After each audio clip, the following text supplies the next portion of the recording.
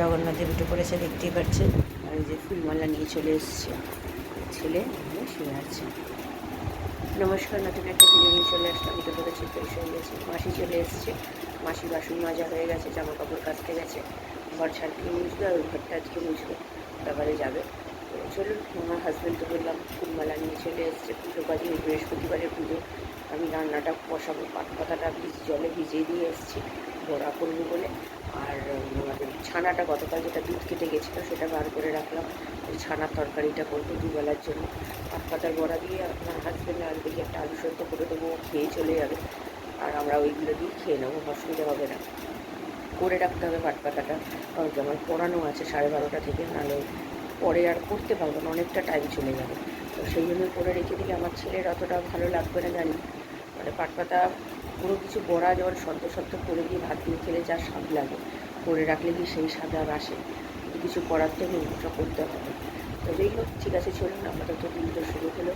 যাবে চা খাবো, ছেলেকে তুলবো, আর ওইদিকে রান্না কোটাকুটিটাও করে নেবো, নিয়ে তারপরে সব কিছু করবো। চলুন, মোটামুটি তারপর আমি বসে একটুখানি কাজগুলো সারি, আমি আবার ঘরে আসছি। পাউরুটি নিয়ে এসছে আমার হাজব্যান্ড, তো মাখন পাউরুটি করে দিচ্ছে, আমরাও খাবো।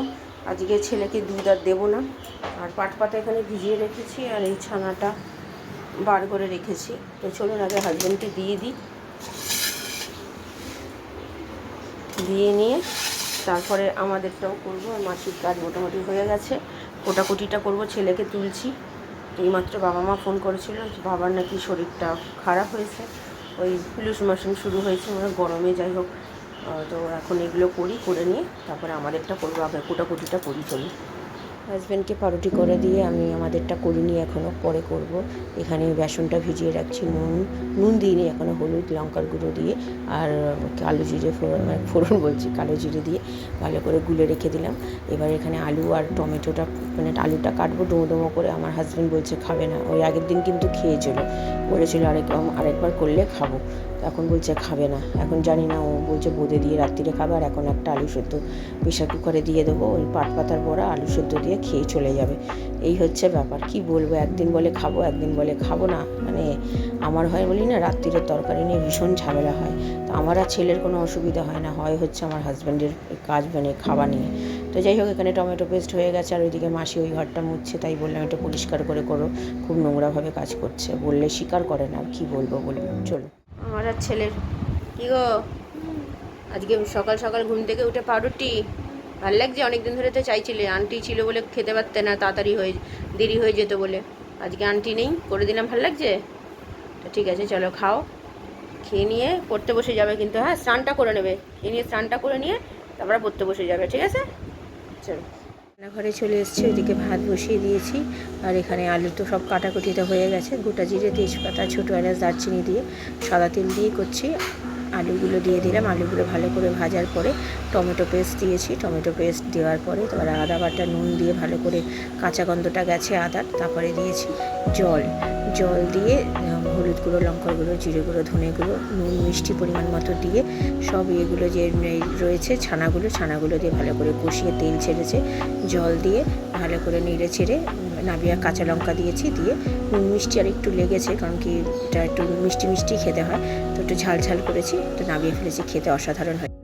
রান্নাঘরে চলে গেছি, আমার স্নান কমপ্লিট, খাবার জলও ভরে নিয়েছি, ছেলেরও স্নান হয়ে গেছে, আমার হাজব্যান্ডেরও পুজো হয়ে গেছে। তো এখানে আমার হাজব্যান্ডকে করে দিচ্ছি পাতার বড়া, ও তো পাতার বড়া আর দিয়ে খাবে, মানে আলু সেদ্ধ মাখা তো হয়েই গেছে, তো পাতার বড়াটা করে দিচ্ছি। আর ছেলেও বায়না করছিল খাবে বলে, তাই দুটো করেছি, ওর একটা আমার একটা। আমার পড়তে আসবে স্টুডেন্ট, আর এখানে ছেলে একটু নুন ঢেলে দিচ্ছে।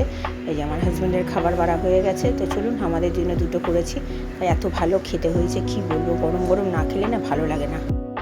জগন্নাথ দেবের পুজো হয়ে গেছে, দেখতেই পাচ্ছেন, সুন্দরভাবে আমার হাজব্যান্ড পুজো করেছে, খেতেও বসে গেছে, খেতে দিয়ে দিয়েছি।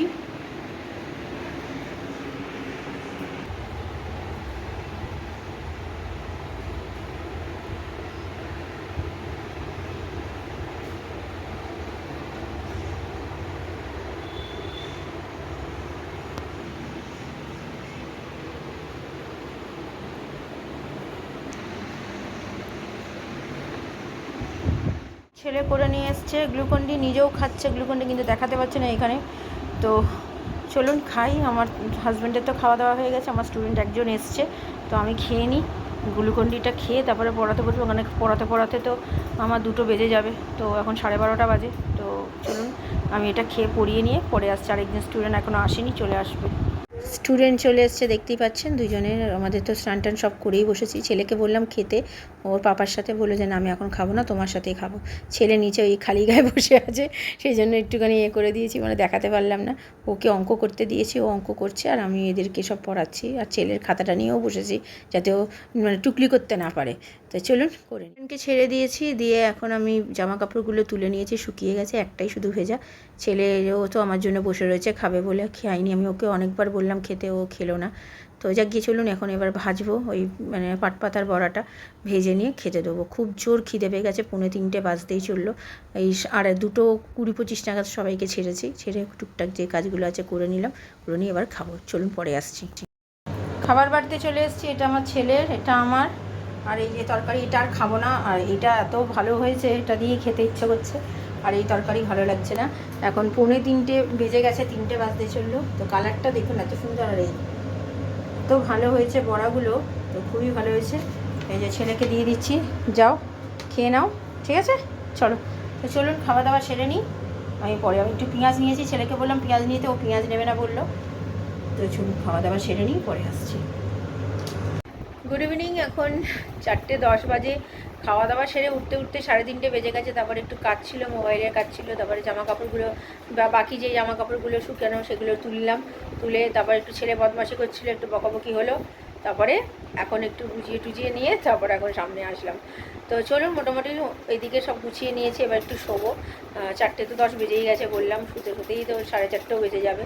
তো এখন আজকে একটু ডাক্তারকে ফোন করবো রাত্রিবেলা, আমাদের হোমিওপ্যাথিক ডক্টরকে। আমাদের ওষুধ সব বানন্ত, আমার হাজব্যান্ড বলেছে আজকে যাবে, তো আমরা আমাদের তাহলে ওষুধটাও নিয়ে আসবে। তো ওইটা একটা কাজ হয়ে যাবে। আর বিকেলবেলা আজকে অতটা চাপ নেই। চাপ বলতে গেলে কালকে শুক্রবার আছে, কালকে সকালেও পড়াবো, কালকেও সকালে পড়াবো। কারণ কি যে স্টুডেন্টটা আজকে বলেছে থাকবে না, সে কালকেও থাকবে না। তো সেই জন্য আবার নালে শনিবার দিন পড়াতে হবে। এই জন্য আমি বললাম দরকার নেই, সকালেই পড়িয়ে দেবো। তো দেখি সন্ধ্যেবেলা নাগাদ একটু কী বলে নামটা, পোস্তটা করে রাখবো, তাহলে কালকে একটু ডাল পোস্ত করবো আর একটু পাঁপড় ভাজবো, তাহলে আমাদের হয়ে যাবে। রাত্রিরেও রুটি দিয়ে খাওয়া হয়ে যাবে পোস্ত দিয়ে, আর সকালবেলা ভাত দিয়ে খাওয়া হয়ে যাবে। তো এইটাই প্ল্যানিং আছে আপাতত। তো ঠিক আছে চলুন এখন একটু রেস্টটা নিয়ে নিই, আমি পরে বিকেলে আসছি। চলুন। কি গো, মাম্মার কাছে বকা খেয়ে কি একটু মন খারাপ করছে? হ্যাঁ, তা এত এত ছটফট করো কেন তুমি তাহলে? তোমাকে আমি তো এমনি এমনি বকতে চাই না, বলো। তুমি এত বদমাশি, এই গরমের মধ্যে এরমভাবে যদি ক্রিকেট খেলছো, ঘেমে যাচ্ছ, ঠান্ডা লেগে গেলে কি হবে বলো? হ্যাঁ, জানি না, তুমি জানো না, তুমি যে ওষুধটা খেতে পছন্দ করো না, তখন সেই ওষুধটা আবার খেতে হবে, তখন কি হবে? তাহলে চলো যাও, একটু রেস্ট নিয়ে নাও। আন্টি যখন সকাল থেকে পড়াশোনা করেছো, অঙ্ক করেছো, এবার একটু রেস্ট নিয়ে নাও। হ্যাঁ চলো, চলো শুয়ে পড়ো। বৃষ্টি, আমার ছেলে বৃষ্টি দেখলেই অমনি লাফালাফি শুরু করে দেয়। আসতে পারবে না।